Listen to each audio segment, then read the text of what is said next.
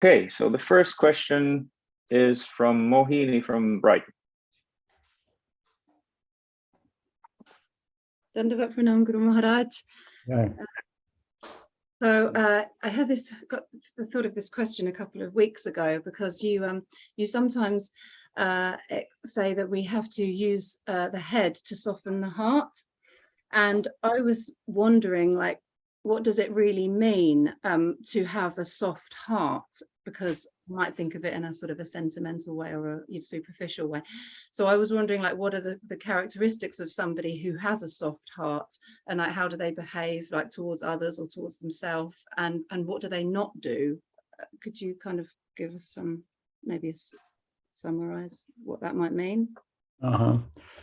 Well, yeah, I guess I've emphasized the problem with the head. So you want to talk about the condition of the heart. And just to reiterate that, which I tend to underscore, we shouldn't use the head for its own purposes. Collecting information in and of itself isn't what Krishna consciousness is constituted of. What we hear from sadhus, we study the scriptures and so forth to get insights into how to apply ourselves in bhakti. So the application of ourselves in and the giving of our hearts in devotional service, in the acts of hearing, chanting, archan, deity worship, and so forth. This is what we seek to gain through the head, if you will, using our head to learn about bhakti. What is the nature of Bhagavan? What is the nature of the jiva? What is the nature of bhakti? So on and so forth. All these topics. So we don't want to use our head to collect that information just so that we can regurgitate the information. People can think we know something. We can start to think we know something and we've gone somewhere when we haven't. Only when that information, if you will, is taken into the heart and softened the heart, which is what your question's about. And what we mean by that is that we become more disposed to give ourselves in the practices of bhakti, that they not be done mechanically, but we chant. As I sometimes have said, when asked how to control the mind when chanting, I say, well, you chant with your heart, because whatever your heart, put your heart into, that's where your head is going to follow. So this is the main idea. We kind of have a hard heart, if you will. And what I mean by that is that we're self-centered, right? So our heart's beating for our sense of material identification. If it gets threatened, it beats faster, just to use the physical kind of metaphor in terms of speaking about the heart. So our heart is beating for the necessities of our perceived identity. It needs this beat for, if you believe it, necessities of God. Now, what does God need? Of course, we can say God doesn't need anything, but the school of Chaitanya Mahaprabhu likes to say something further about that by way of saying that he lives, if you will, on love. Lokavatu, lila kaivalyam. He's moving out of love. The world is an expression of his own love, and he has his own inner world as well. It's driven by the love of his devotees. And so let's give an example from the Bhagavad Gita, when Krishna says, Patram pushpam phalam toyam yo me bhakti prayachati tadaham bhakti uparitam ashnami prayatatmana. He says, offer me a fruit, a flower, water. These are the implication here, these are very readily available things. I mean, you can't live without water. It doesn't matter how poor you are, how uneducated you are, or what other lack of qualification you might have. You're going to have water if you're alive, right? Flowers are fairly regularly available, but if not, anyway, there's water. A leaf, if you don't have a flower, well, a flowering tree, well, a leaf. If you don't have flower, you don't have a leaf, at least, as I said, you've got to have water, right? Of course, we're running out of water here, but actually we're not. If you've ever heard of grabbing money out of thin air, that's what we're doing here. Because as our well began to dysfunction, we began to harvest the rain. So we're just reaching out into thin air and bringing down the money in the form of water, which is real practical. Because what is your money if you can't buy water, right? You need water. So it will become more costly, I'm suppose, and probably have water wars as time goes on, but we're just taking it right out of the sky, right? So anyway, it's readily available. These simple items, I'm emphasizing the water because everyone has to have it. Krishna is emphasizing that what you offer to me is not so significant in terms of the material ingredient. But he says, patram pushpam phalam, patram pushpam, a leaf, a flower, a fruit, toyam, water, patram pushpam phalam tam, yo me bhaktya prayachati. If that's offered to me with bhakti, yo me bhaktya prayachati, tadaham bhakti uparitam. Again, he says, if that's offered to me with bhakti, then that item that's offered with bhakti, he says it twice. Ashnam, he says, I'll eat that flower. Flowers usually you don't eat, right? Or the leaf. I'll eat that, right? If you offer it. So the point is that he's living on the bhakti. The famous example is very beautiful. I've cited it before from the Mahabharata when Krishna was invited by Duryodhana, who was adverse to his devotees, the Pandavas, to a royal assembly where he would be honored as a prince. A huge arrangement was made with trumpeters and drummers, and a huge feast was cooked, and Krishna entered the scene there, and he ignored the whole parade and everything that was set up for him and just went to the house of Vidura. And Vidura wasn't from even a Kshatriya warrior, administrative family, but a laboring family.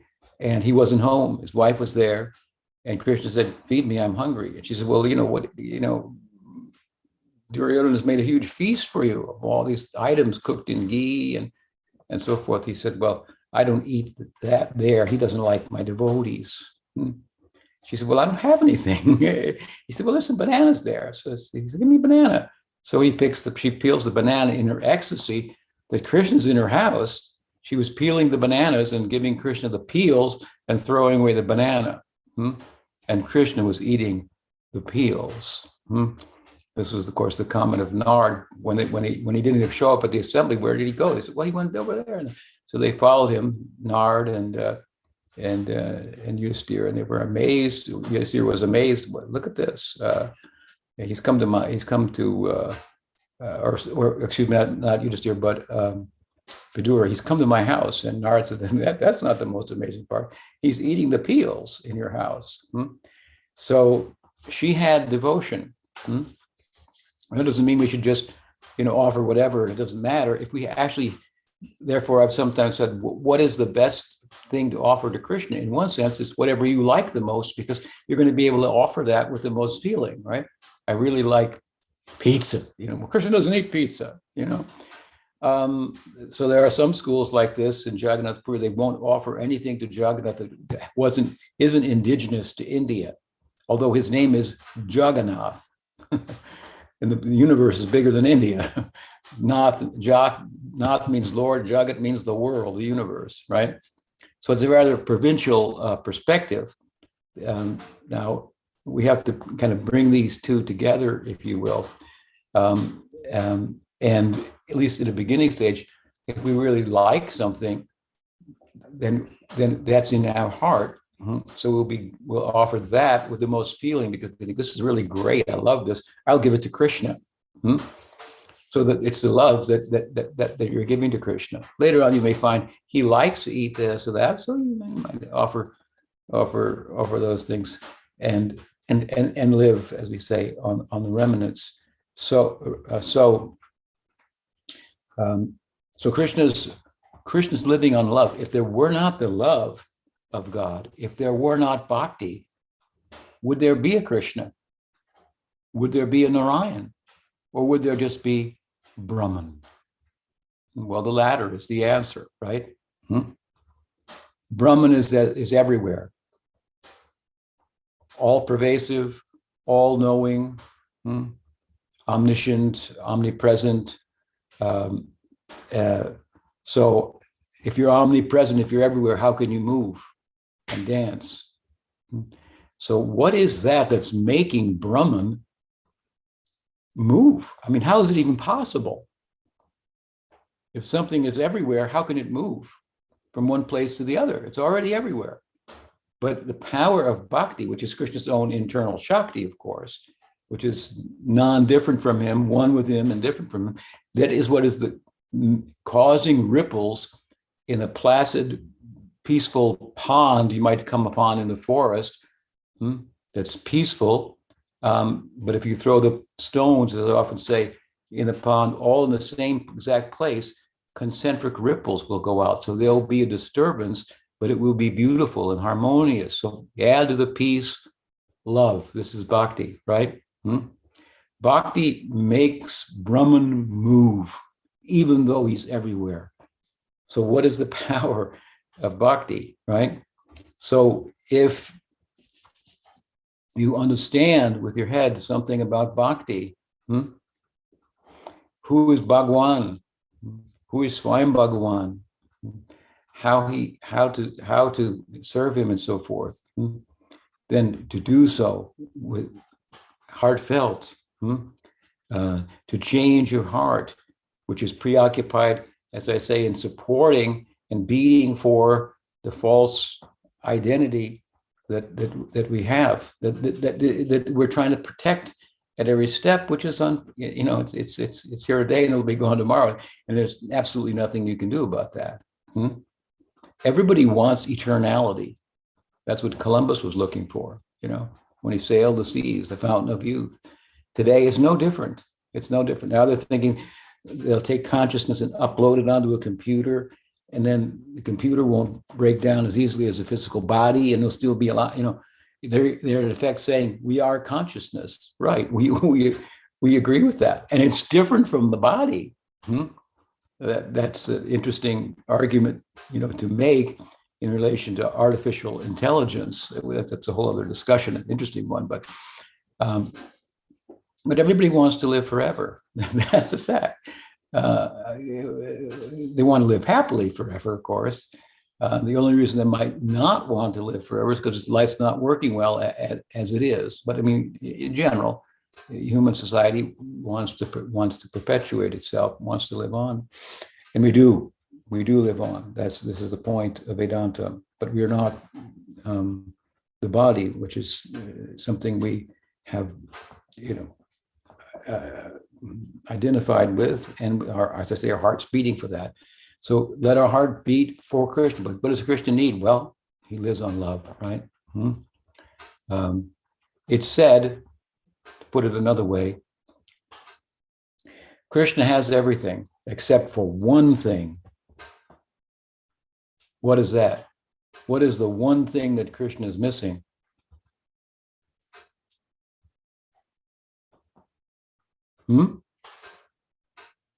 Is it our love? Well, what Krishna is missing is his own heart, because it's been stolen by the gopis.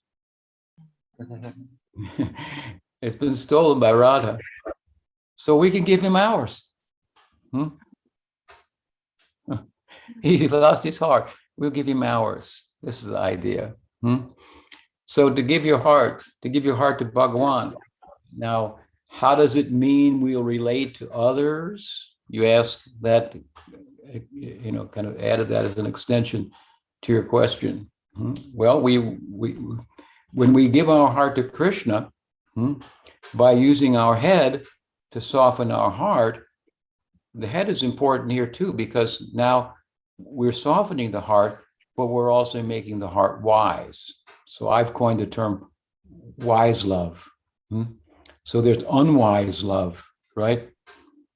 Where you can see those two are not that's not going to work. Some objective person can see that relationship is not going to work. Two people infatuated with one another. One's too old, one's too young. With a little vision, you can see, well, in time, there's going to be a problem here. Or, any number of other examples. So there's unwise love. I think we all have experience of that. We love things that we thought he was a Prince Charming, as I say sometimes, and he turned into a couch potato. Problem. So people constituted, materially speaking, of psychic and physical material energy are constantly transforming and changing and so on. So unwise love, to try to love in relation to things that don't endure. And of course, unwise love is also love that looks like love, but it's not. It looks like love because I love you, but materially speaking, if I love you, well, that means I don't love her or him. I love my kids, but I don't love the kids in Africa that are starving. I might hear about it and think, oh, that's too bad. Meanwhile, I'm all worked up because my own child just didn't get, whatever, some first world problem, right? Some first world problem. We if we live in the first world, then we've heard about the third world, but oh, that's too bad. But meanwhile, we've got our own problems, which are like nothing, compared to not having food to eat, or having some savage dictator ruling in a corrupt way and so forth. So material love, if you look at it carefully, well, on one side it's love, but if you flip the coin on the other side, it's not love. I love her, but it means I don't love her, or her, or him. That may be the case. So bhakti rasa arises out of a more pervasive love that's universal. Therefore, vancha kalpatarubhyascha, kripa sindhubhya evacha. The Vaishnava is said to be an ocean, sindhu, of kripa, of compassion.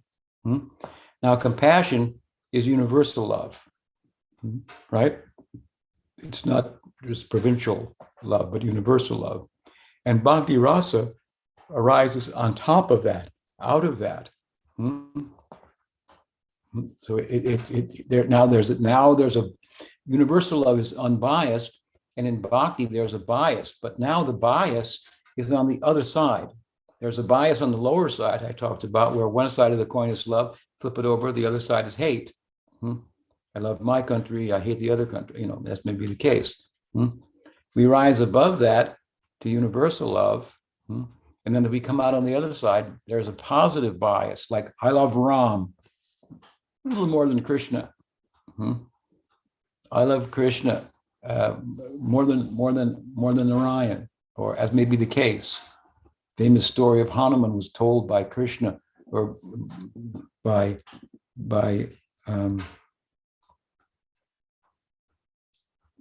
Garuda was told by Krishna, go in Dwarka, go bring Hanuman here. So Garuda flew over and said, Krishna wants to see you. Hop on, I'll take you there. The great eagle, Garuda. And Hanuman said, yeah, I'll be there in a minute.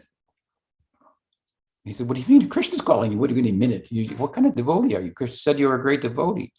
So Garuda flew back. And then he said, I didn't bring him because of his attitude. And Krishna said, oh, that's okay. Go back and tell him Ram wants to see him. So Garuda flew back and said, Ram wants to see you. And he just yelled out, Ram, and then leaped. And then Garuda said, where the heck did the guy go? Anyway, this guy's weird. So Garuda's flying back to Dwarka. And when he's flying back to Dwarka, he runs into Hanuman coming back the other way. Ram! He had jumped there so fast, faster than Garuda could fly, because his bias for Ram Bhakti. But this is beautiful, right? Because Ram, Krishna, and Narayan, they're all one person, right? Different faces of the same person. So, such as the variegated nature of transcendence. So we can have a bias in bhakti. And this bias can show up also, let's say the guru can have a bias. The guru is supposed to be equal to everybody. Yes, equal to everybody, giving everybody an equal opportunity to take advantage of Krishna consciousness, but not everybody does to the same extent. So if somebody really takes advantage, the guru, she will be more biased towards that person who's taking advantage. Listen to that person. The guru may be in a position to take advice from one of his own disciples, that he's invested so much in that disciple, invested so much in that disciple, that now he wants to draw on that. I've invested so much in you. You've applied yourself accordingly. You have insights. Give me those insights. What are your insights about this particular issue? We find Chaitanya Mahaprabhu taking the advice of Swarup Damodar. When Raghunath Das Goswami wanted to have the darshan of Chaitanya Mahaprabhu and hear instructions from him, Mahaprabhu said, you should hear from Swarup Damodar. So again he asked. Mahaprabhu said, again, you should hear from Swarup Damodar. Put him under Swarup Damodar. Again he asked. Then he said, all right, bring him here. He said, you think that I gave you something less by putting you under the care of Swarup Damodar? You don't understand. He knows more than me. I'm trying to understand Radha Bhav. He didn't say this out loud. This is what he meant. I'm Krishna here trying to understand Radha Bhav, and he is Lalita Sakhi. He understands Radha Bhav. He's one of my tutors here. I've put you under him because he knows more than me. I'm not cheating you. So Gurudev may have persons say, this person you can rely on. I even asked his advice on a particular topic or issue where I've asked him to investigate, to explore an area of service or an area of Siddhanta and so on and so forth.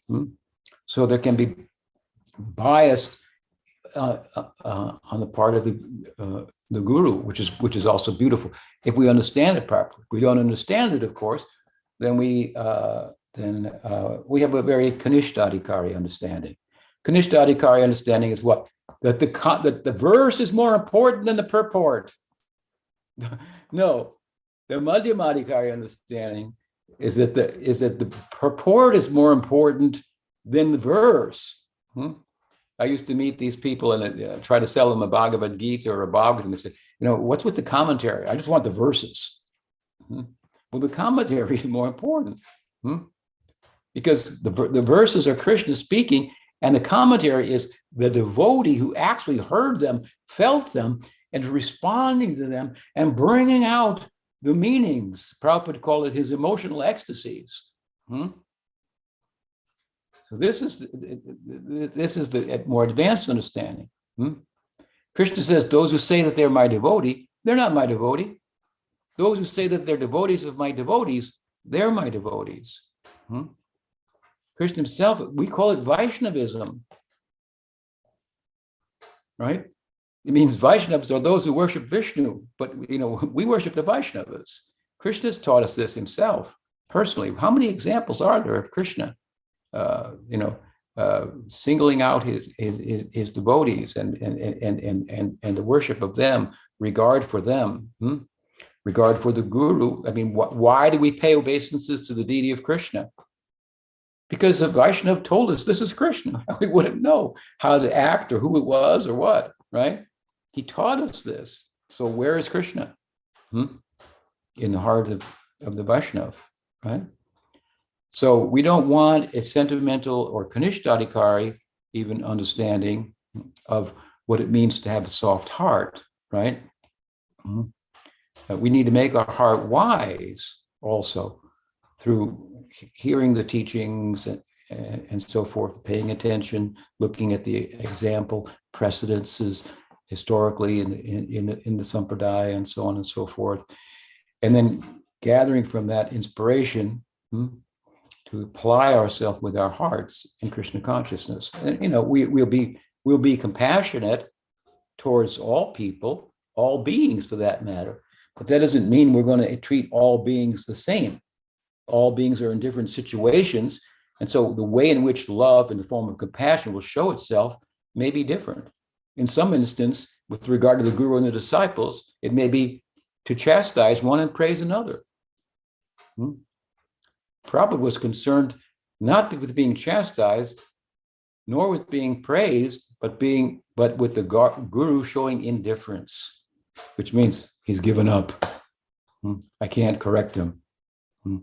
She's just like, won't listen, got her own ideas only, her own ideas of how he thinks it should be. I've explained it again and again, but can't listen. What can I do? Something like that. You don't want that indifference. Prabhupada was very pleased when Bhaktisiddhanta singled him out in an assembly and chastised him. He was sitting and speaking, and another devotee was talking to Prabhupada, saying, yes, tapping on his shoulder. And Prabhupada singled out, or Bhaktisiddhanta Prabhupada singled out my Prabhupada and said, so, you think you're not paying attention? He was paying attention. The other guy was distracting him. But Prabhupada said, so you think you can sit here? Or do you think you should be listening? Prabhupada was so pleased. Gurudev took the time out in the whole assembly to pay attention to me and correct me, even when I wasn't really doing anything wrong. He didn't say, Prabhupada Bhaktisiddhanta, look, I didn't do anything wrong here. The other guy was talking to me and trying to distract me. I didn't do anything wrong. Everybody, Gurudev made a mistake. I know it's only a relative thing, but he made a mistake. And no, he didn't do that. And he didn't make a mistake. He knew what he was doing. He was emphasizing, he was giving special grace to Prabhupada by chastising him, right? So we have to have a real, a dynamic understanding. Take the example of humility. Bhaktisiddhanta once gave a beautiful talk, more humble than a blade of grass. He said, I'm sitting here on a big seat. It was the day of his Vyasa Puja, celebrating the day of his appearance in the world. So many disciples, big praises and everything. He said, how will we harmonize this? Here I'm taking all this praise, sitting on a big seat, the lion's seat, the throne, is singhasana. Asana means seat, singha means lion. He's sitting on the lion's seat, the throne. Lions, tend to be one of the symbols of royalty, right? There, and Krishna and Chaitanya Mahaprabhu says, Trinadapi sunichena. You should be more humble than a blade of grass. So how will we understand? So he gave a nice lecture explaining the dynamic nature of humility. So humility before Bhagwan, before Guru. If I'm before the Guru, I'm humble. That may take the shape of standing up like a lion and roaring at someone who's criticizing or abusing or offending Krishna or offending the Guru, offending the devotee. You don't look very humble. I remember once in a temple, one of the ISKCON temples, that I was there for some reason, and they had a meeting, but there were a number of Indians at the time, ethnic Indians who were members of the community, and they wanted to take over, the administration of the temple, and they had something gone to their heads. So I started, I was preaching, and they said, Swamiji getting angry, not good, not good. Something getting angry. I said, no, yeah, Hanuman got angry too. Prabhupada used to give that example. Hanuman got angry also. For what though, right? So therefore it said, Vaishnavera kriyamuda bignena bhujai. It's difficult to understand the heart of a Vaishnav. He or she may act in ways that appear material, because there's a similarity, for example, between Krishna, lila, and human life, but they're very different, right? So there's a similarity. All the emotions that we have also have their trans-psychological application. Once we've transcended the mind and material emotions, well, spiritual emotions arise. Spiritual anger, spiritual, even jealousy is there. Spiritual love of fraternal nature or paternal nature, and so on and so forth. These are trans-psychological, right? So, yeah. Those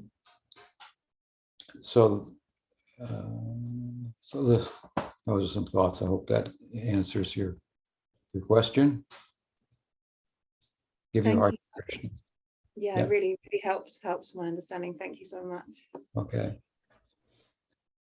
Okay, so the next question is from Raj Haridas from South America. It goes like this. If I understand correctly, a Vaishnav Uttam-adhikari sees everyone in relation to Krishna and does not think in terms of good and bad, inferior and superior. On the other hand, madhyam is characterized by appropriate discrimination. I understand that the perspective of Uttam, in consideration of its superlative position, should be a more objective truth than that of the madhyam.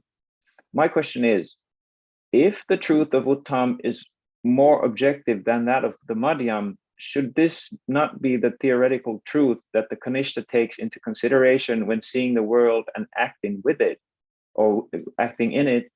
Or should he take into consideration the truth of the madhyam, which, although less objective, is closer to the kanistha?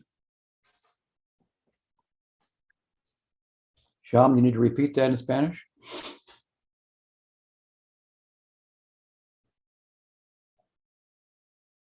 Okay. So what you mean is by objective is that the uttama-adhikari's vision is ultimately real, objectively real. Everything is moving according to the will of Krishna, whereas the madhyama-adhikari's is not objectively real, and a subjective perspective that's relative. I don't think that that's necessarily the right way to think about it. I think both are objectively true.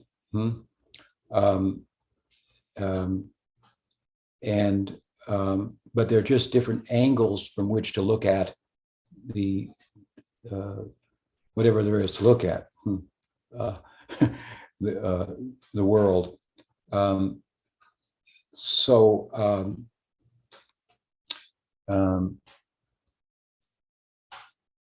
With regard to the kanistha-adhikari, what example the kanistha-adhikari should follow, what perspective he or she should embrace, it's both. Also, it's both. The uttama-adhikari's perspective should be embraced theoretically, but it cannot be applied because it's a realization. It's a vision that comes at a certain level of realization, an angle of vision, right? Whereas the madhyama-adhikari's perspective is one that if the kanistha focuses on this, then he or she can begin in practice to apply himself or herself accordingly. And only by that application of the madhyama-adhikari's perspective can one come to the uttama-adhikari's perspective. Let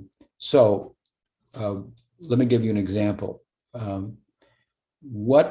Which lila of Chaitanya Mahaprabhu in Chaitanya Charitamrita should we embrace more wholly? Should it be the Adi Lila? Should it be the Anti Lila? Or should it be the Madhya Lila? Now, the Anti Lila and the Adi Lila, they're the same, although they look very different.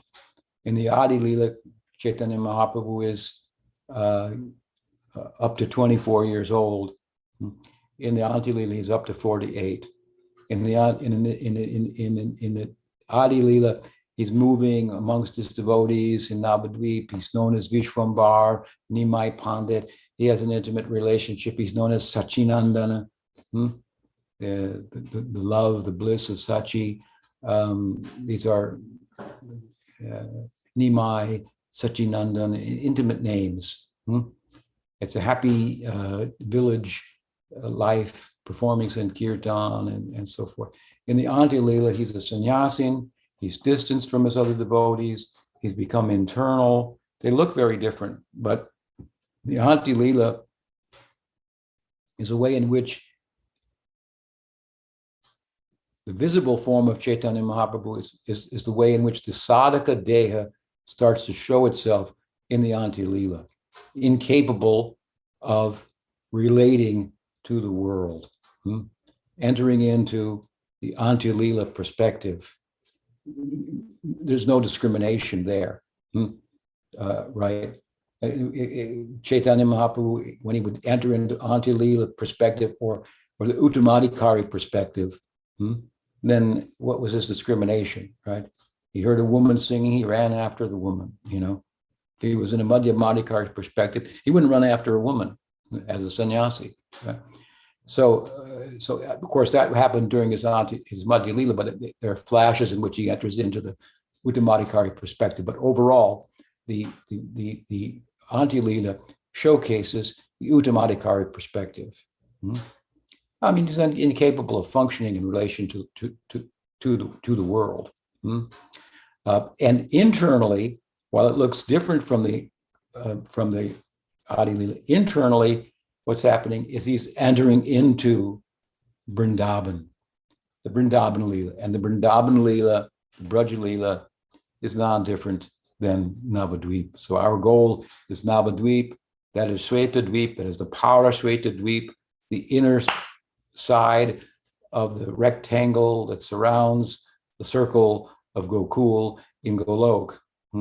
There's an inside of that circle and an outside of that circle, all inside the square of Shweta Dvip.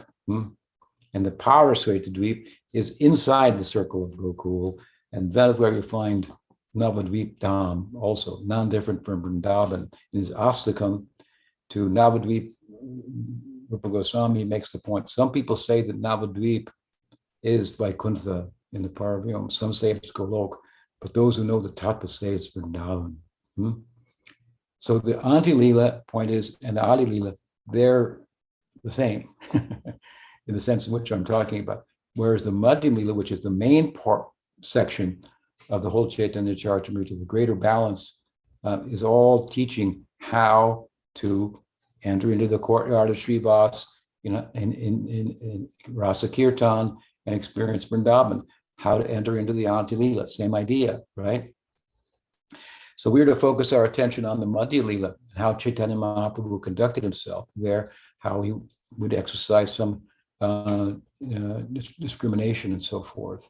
So this is the way. We should focus on the way and the goal, but not the goal as the way. The goal is not the way. The goal and the way are the same in one sense, like a mango is the same if it's green or if it's ripe. There's a mango in each case, but also a green mango and a ripe and an unripe. A green mango and a ripe mango are going to be different in terms of taste, right? A green mango you can put some salt on it, taste it. You can make a chutney out of it, but a ripe mango you're not going to put salt on that, right? So the madhyam, so I want to say, madhyam, let's say, sadhana bhakti for that matter, bhava bhakti and prema bhakti, they're all the same, they're all bhakti. Still, they are different stages of development. So we focus on the goal of the uttama-bhagavata, but but also and more so on the way. We don't look at the goal as the way. So there's a difference between the two. So the madhyama-bhagavata perspective is something that the kanistha-bhagavata can identify with. The kanistha-bhagavata is full of discrimination, or often the other side is probably lacks discrimination, proper discrimination. In relation to bhakti, for example, the kanistha-bhagavata would say, why can't we all just love one another? Well, there are good reasons why we can't, because everybody is unfortunately not giving themselves to the center fully, and that has to be pointed out and corrected and so forth. Oh no, the correction. Why are you being like that? I mean, so they'll lack discrimination in a way that an uttama-bhagavata lacks discrimination, but the latter, uttama-bhagavata's lack of discrimination is a transcendental reality, whereas for the kanistha-bhagavata, that lack of discrimination is a problem. The madhyama-bhagavata is discriminating. That means here what we mean by discriminating is using one's discretion based on scripture. That means intellect, using the intellect. The kanistha-bhagavata is not using his or her intellect in bhakti, going through the motions, but not applying the intellect. That's a challenge. It's easier to get your body going and to do this, but then to get your head and your intellect into it and not be taken away by the intellect. See, this is what sadhana is about, how to apply the intellect in such a way that the intellect doesn't run off with you and you leave Krishna consciousness, but apply the head, as I say, to soften the heart, right? And so there's a good side to discrimination also, right? Discrimination has a pejorative, connotation. You discriminate between one type of person and another inappropriately. But there's a better side of discrimination that is important, right? So we can apply ourselves compassionately, for example, as I said earlier, appropriately to the circumstance, which in one case may mean to embrace somebody, another case may mean to chastise somebody. So the kanistha-bhagavata really has to focus on the perspective of the madhyama-bhagavata. And that perspective takes into consideration things that the uttama-bhagavata's perspective doesn't take into consideration. The reality, is it really true that there are some conditioned souls? Yeah, it's really true. That's objectively a fact. So that's why I say, as I said earlier, I don't think the madhyama-bhagavata's perspective is not an objective truth. It is an objective truth. Is it all moving according to Krishna's will? Yeah, that's also true. In another sense, from the uttama-bhagavata's perspective, and so there is no problem. So there are different ways of looking at it. But the way that would be most helpful to us is the kanistha, is the madhyama-bhagavata's perspective, without losing sight at the same time of the goal, right? So I hope that helps. If there's a follow-up, of course, on any of the questions, then anyone can please feel free to voice that corrections or comments, concerns. I had a follow-up thought, kind of a question also. So it seems like there's a clear connection between the two questions about that. I mean, you were making that point too about the softening of the heart, and then this idea that maybe we should, as kanishtas, like follow the uttama-bhagavatas. And I see that so much when there's any kind of controversy, that kanishta devotees start saying devotees don't criticize anybody, and they're trying to superimpose this like uttama-bhagavata view on themselves, and it so much goes well with this like secular Western idea of no discrimination. And so anyway, it seems like they're like so closely connected like that. Just a small thought. Yeah, very much so. Yeah, the uttama-bhagavata perspective is not like the politically correct, perspective, which could be politically correct, or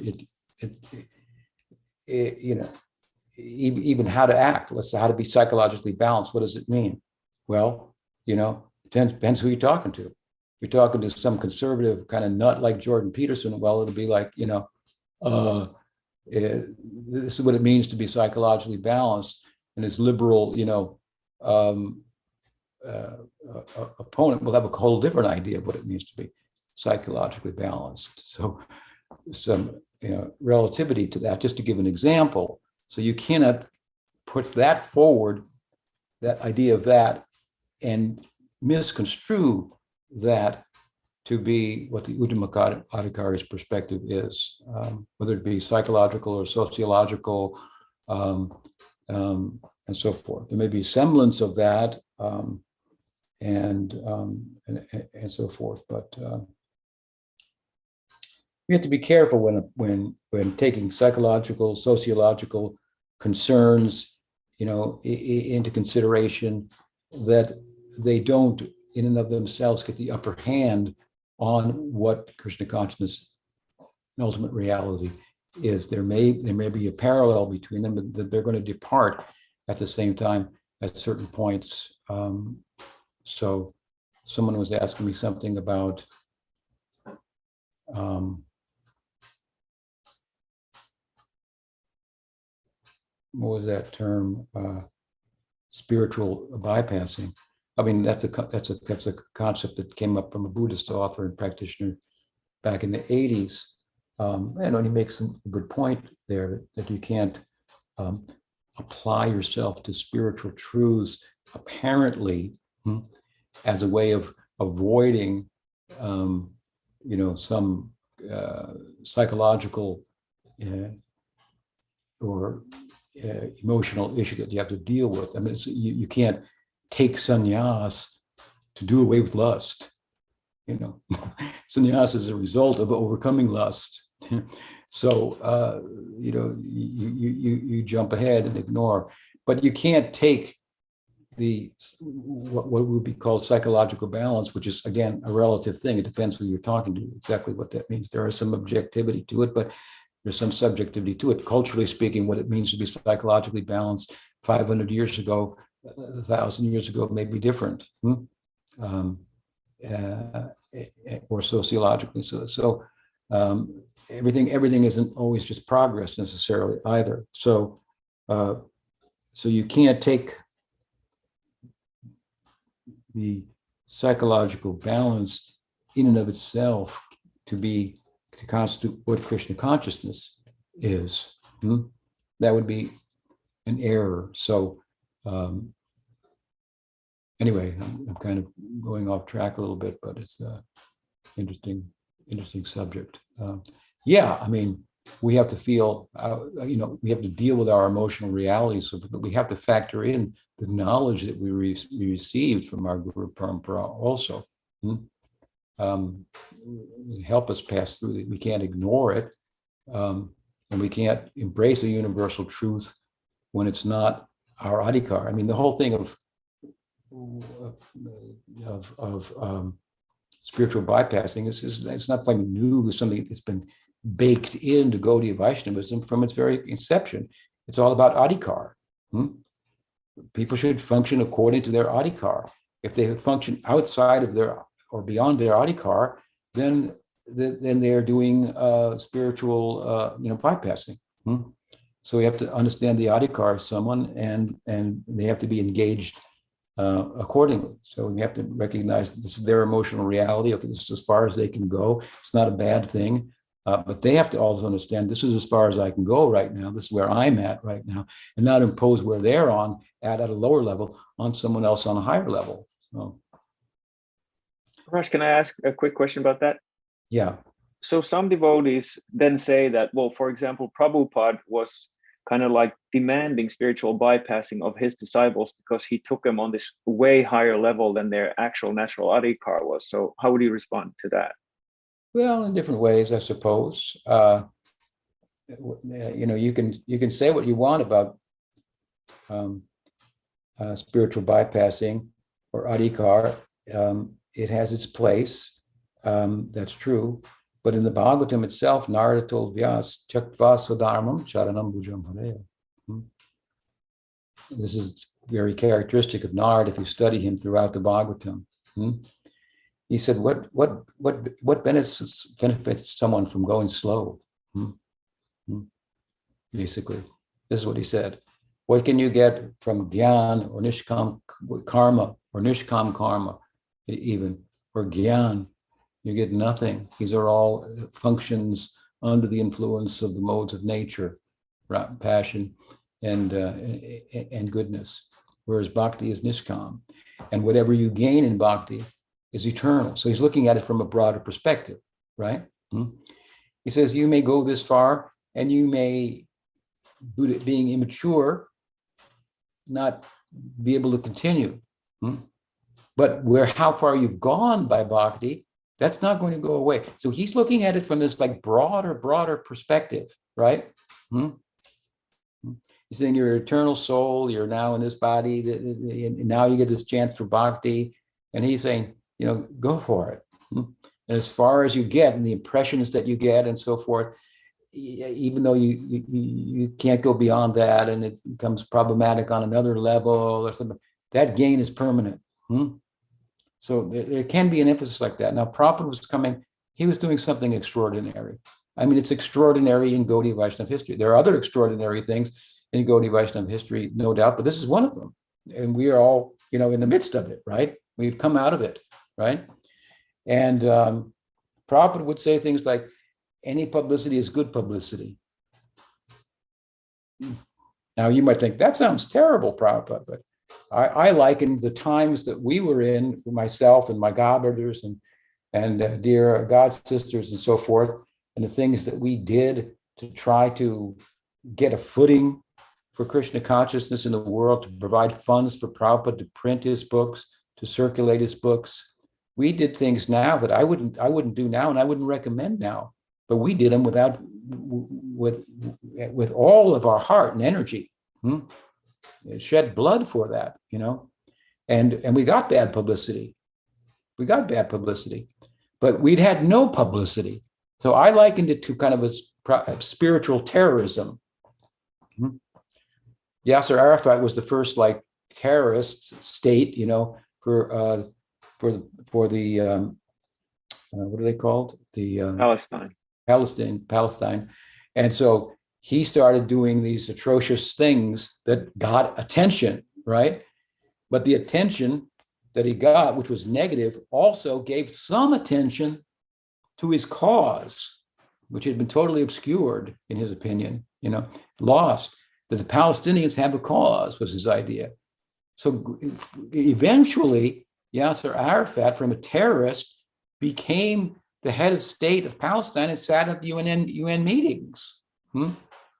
So, it's according to time and circumstance. What Prabhupada was doing was unprecedented, making new ground, and he was creating Sukriti for bhakti everywhere and trying to just bring a big wave of Krishna consciousness throughout the world. So it's an extraordinary circumstance. And yeah, he pushed persons and you go back and ask them, all of them, they'll tell you the best times of their whole lives. That Prabhupada pushed them, and they had deep experience, and maybe he pushed them beyond their adhikar, but maybe because of who he was capable of pushing them beyond their adhikar. I mean, he left the world by Krishna's arrangement also. And things changed. If he had stayed, well, it's a big if, as every if in such situations is what would have happened. You don't know. But I mean, his leaving caused another stage, right? Pujapad Sridhar Maharaj came on the scene and there were problems and so forth. And all these arguments can come up now and so forth. But, you go find how many disciples of Prabhupada will complain about how he pushed them beyond their adhikar. You won't find as many as you can count on one hand. and they know they got something from that they couldn't get anywhere else. He pushed them. We were young, and we were ready for anything. We were living on the street, for God's sake, So we were ready for anything, and he was there to give us everything. And we gave back. We understood it in some way. By the grace of Nityananda, we understood this was the best thing that could happen to us, and we gave ourselves completely. And when I look back at the videos of the early times as the devotees, I see them all in their swarups. Here they are, they're giving themselves entirely. That's who I know. So and so dasi. Makes me cry. To see them and to remember those times and how they gave themselves, and so that's who they are. So that he brought out who they were really, and they knew it. And so it became obscured to some extent by time and circumstance and so forth. And their actual adhikar, turned out to be, over here instead of up here, and so forth. But that's how I would think about all those times. It was good times. Good times. Oh, that was powerful. Yeah. So we have we have a couple more questions. One is from Omkar. The next one's from Omkar. Okay. Omkar Das. Pranams, Guru Maharaj. Can you hear me? I'm just wondering which Jaiva Dharma version you'd recommend me to read. There's a couple floating around. I think the other one is by Narayan Maharaj. And the other one is by... I think that Narayan Maharaj's edition is probably definitive. You should read that. And you look a little bit like Meher Baba, and that's not a compliment. Oh, what does that mean? Well, Meher Baba was not a devotee. He dressed like a Sufi. And of course, he used to say, I am Ram, I am Krishna. We took exception to that. He was a person of my early times. But when Sanatana Goswami appeared, like you're appearing before Mahaprabhu, because he wanted to conceal himself by stealing away from the Muslim government in the night, he appeared like a fakir. When Mahaprabhu saw him, he told him to change his dress and attire. So like Munda Baba, I go again, or yeah, that's nice, Munda Baba, or comb your hair, shave your face. Of course, I'm a little unshaven today, but if you live in the Dham, that's another thing. Perhaps if you live in the Dham, you shave once every 2 weeks. For a man, once a month. If you're out in the world preaching, representing the public, they expect you to look like something. But then you meet them on their terms and so forth. Jai. Thank you, Guru Maharaj. Yeah. Jaiva Dharma ki jai. Jai. What else? There's one more question from Sajan. Oh, actually, there's 2 more questions, but the last one might be too long. So let's take one more. Dandavats Maharaj. I recently heard a statement by Srila Guru Maharaj in a YouTube video where he says that the aprakat lila of Krishna is based upon repetition and competition. And also, I was just wondering, your kind of take on that.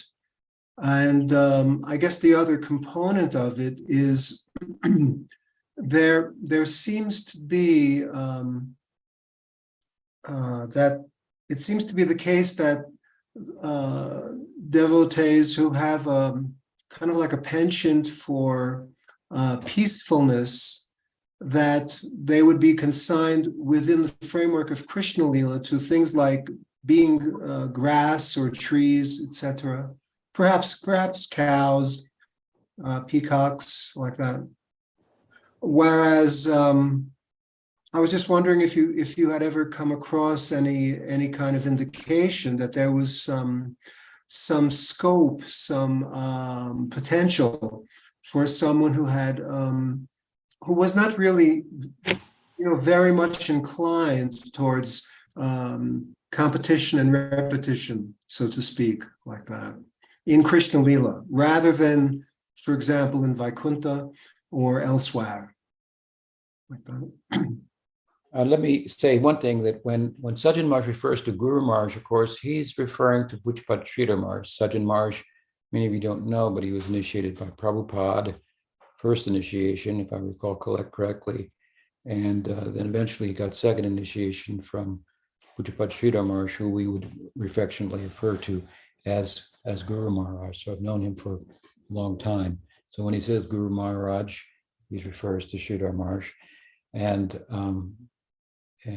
he is one of our Guru Maharajas. So with regard to your question, I think that the repetition in the Lila of Krishna speaks of its anurag nature. So anurag, the characteristic of anurag is that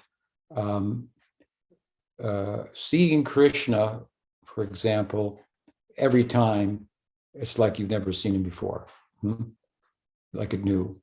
So you can find these romantic leelas where Radha's meeting Krishna again, or Krishna's thinking of Radha again, speaking to Subal, and it's like, what are you talking about? You were just with her last night, But it's like, remember, like for the first time, again, it's coming. So this is the nature of the Leela. So the Leela repeats itself, right?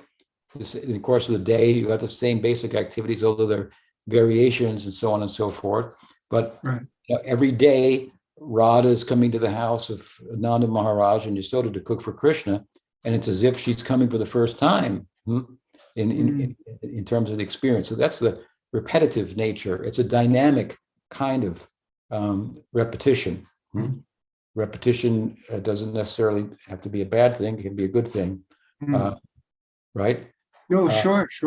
And as far as the competitive nature of the Leela, competition is also a positive thing. Let's take sports, for example.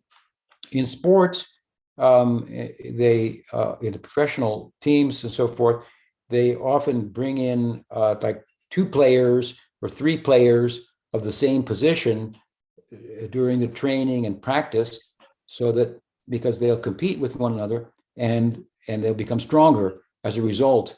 And they're all part of the team. Let's say you have 3 quarterbacks in the American, football system. And so each one is on the team, they're members of the team.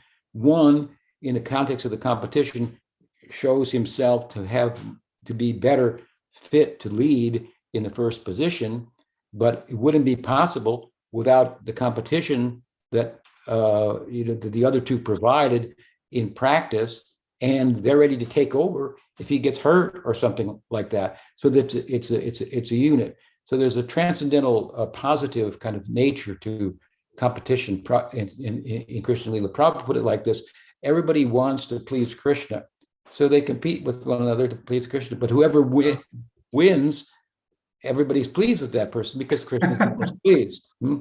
So I'm competing with you to please Krishna, but if you please Krishna more than me, then I'm happy. I'm not sad that I lost the competition. Everybody wins the competition. Right. So you have to look at it in a positive light. Now, as far as being peaceful and stoic or something like that, I think this refers more to a disposition of someone in this world, and it has its application in spiritual life and in practice and so forth. That would be that's conducive. Can be conducive. I spoke earlier, even today, of the fact that bhakti rasa, this partial love, comes out of compassionate love. So the compassionate love is more what you're speaking about, and I think that that's something to pass through, arrive at, if you will, and out of that bhakti rasa will come. Now we'll have the bhakti rasa, ideal in mind, of course, but I don't think that Shantarasa, for example, is that attractive to most Gaudiya Vaishnavas. Right, that's correct, yeah. Some say it has no application in Goloka. Rupa Goswami also implies that it can be changed, Sakya-ras, to Dasya-ras, or Shanta-ras, by association, because it's not, it only reaches up to Rati, not to Prem. But so I think that there are, there are different dispositions. You can find devotees that are very feisty, like Keshava Maharaj, who was, compared to Sridhar Maharaj, who was very at equilibrium, peaceful, comparatively, between the two, and they both have the same spiritual ideal in Vrindavan. So I wouldn't impose, that kind of disposition in this world on one's ultimate attainment. Well, based on what you just so beautifully shared, is it absolutely essential that within Shanta Rasa kind of sentiments that it necessarily excludes altogether Dasya or Sakya like that? Is that a hard and fast ultimatum, so to speak? The essence of Shanta Rasa is included in Dasya Rasa. Okay. And the essence of Dasya and Sakya are included, or Dasya and Shanta are included in Sakya. Okay.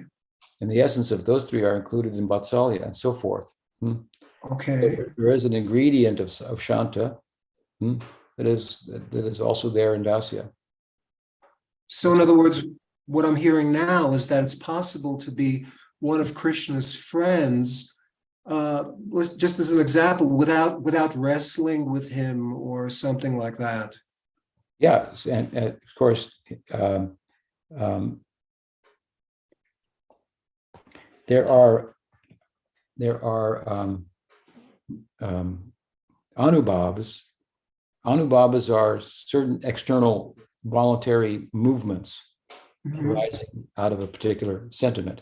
So within the divisions of Sakya Rasa, of which there are four, wrestling is particularly, for example, an anubhav of the Priya Sakhas. Not necessarily so of this there are sakhas, there are Priya Sakhas, there are Suhrit Sakhas, and there are Anarma Sakhas, right? Yes. So there are certain anubhavs that are more characteristic of one type of sakha than another, and then there are common ones that they all share. And then there are some of the anubhavs of Dasya Rasa also apply to Sakya Rasa, and particularly to the sakhas whose fraternal love is tinged with servitude, with an element of servitude. So certainly you can. So I want to say that amongst the temperaments of Krishna's friends, there's a whole range. Just like there's a whole range of temperaments in this world. There are fiery sakhas like Sridham, and they're very polite and ones who deal very differently and might not wrestle with them. I mean, rock talk is in Dasya Rasa, but his Dasya Rasa is touched by Sakya. That's the opposite. So it can go the other way also. So there's a whole range of dispositions and personalities and so forth.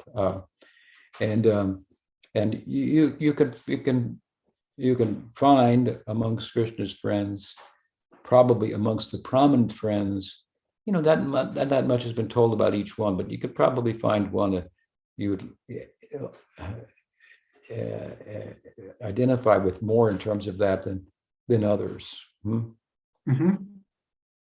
Yes. Thank you so much, Maharaj. Thank you. Okay. Very cool. Very cool. So we're going a little over time. I kind of sent us another question, but maybe we can hold off on that until next week. Yeah, sounds good. Thanks so much, Guru Maharaj. Okay. Haribo, nice to be with you all. Thank you. And so we, Gaurangi Priya would like to make an announcement. I'll make a couple of announcements after that. Go ahead, Gaurangi. Okay, Jai, hi everybody.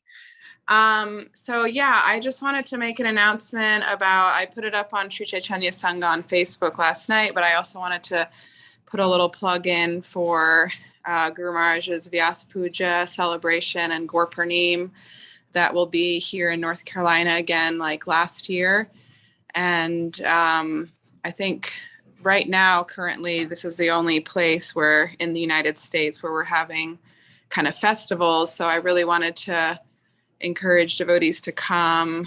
It's really, really nice to be able to have some personal association with Guru Maharaj and be able to sit with him and hear from him personally. So we are trying to facilitate that. And I wanted to reach out because this year we're looking at trying to rent a facility. We've been having the festivals just at our house, which, puts a little bit of strain on our household, and it can be a little bit hard facilitating for the bigger festivals, like especially Gurpurnim. So we're looking at renting a place, but the nice thing about this facility is that it does have rooms to rent. So if devotees from out of town wanted to have a place to stay, they could be on site, and you wouldn't even need like a car to be driving back and forth because we would have all the programs there. So I'm looking at trying to book that within this week. Fortunately, this place that's just 2 miles from us is available. Last year when we looked for the Gurpurnim festival, it had already been booked way in advance, but this year it's available. And so we're looking at booking it from Friday, March 3rd until the Monday, which is Gurpurnim, March 6th. And there's 7 beds, and 5 of them are in private rooms. And then there's 2 kind of loft beds. And whoever stayed there would have facility of the kitchen. And then there's multiple bathrooms as well. So if you would like to stay, come for the program and stay, or if you would like to contribute to help rent the facility, please reach out to me. The total cost is $4,500 for those days. So it would only really be financially doable if we did use the on-site facilities for devotees to stay.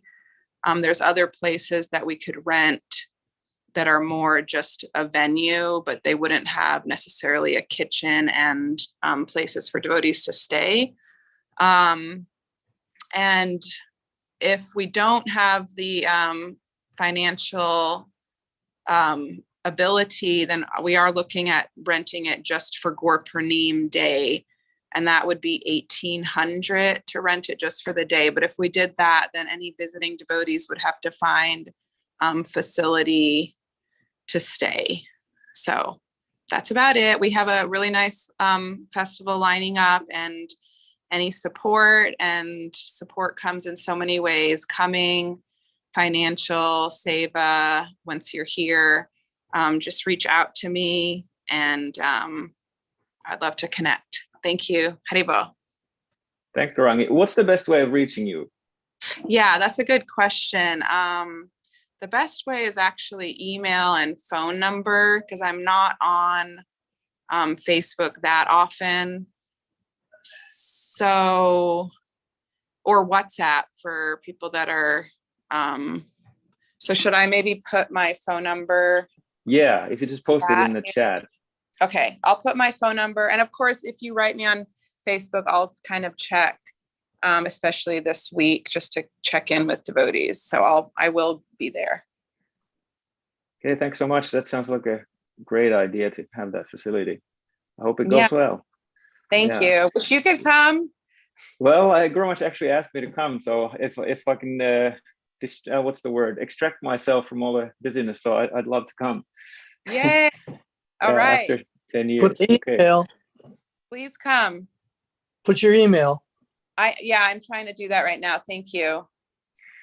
So a couple other quick announcements. One thing is Guru Maharaj is talking about those crazy times or those amazing times during Prabhupada's day, and I just got this book called Oh Hare Krishna Airport. It's by Charnakarta Das, and it's this incredible account of the O'Hare Chicago airport times with Guru Maharaj there and all these other devotees. It's like reading some like devotional Huckleberry Finn story. It's absolutely mind-blowing. So if you want to get like a real kind of like first-hand account of what it was like then when Prabhupada's Shakti was just like rushing through. I highly recommend reading that book.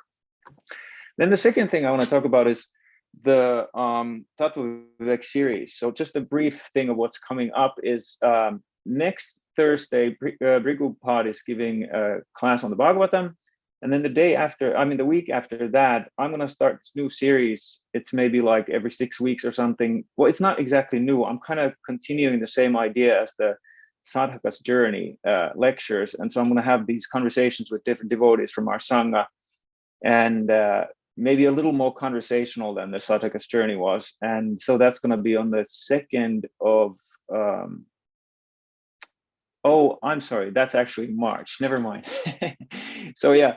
So, but there's going to be one class every Thursday. I got mixed up there, but I can't remember what's after next week. I don't know if Brighton is still on, but maybe Madan Mohan can fill in a little bit. Oh yeah, they're still here.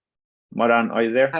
Yeah, Haribo. Sorry, Haribo. we just getting tea for everyone. But, You but yeah, Brits. yeah. So next week, we're like you say, Bhrigu. And then, if I remember right, I think I'd have to double check, but I think the week after is Murli. I think he said he was going to start a study on Madhurya Kadambini. And then the week after that will be Mohini. And then the week after that will be Doyol Nitai in Bulgaria.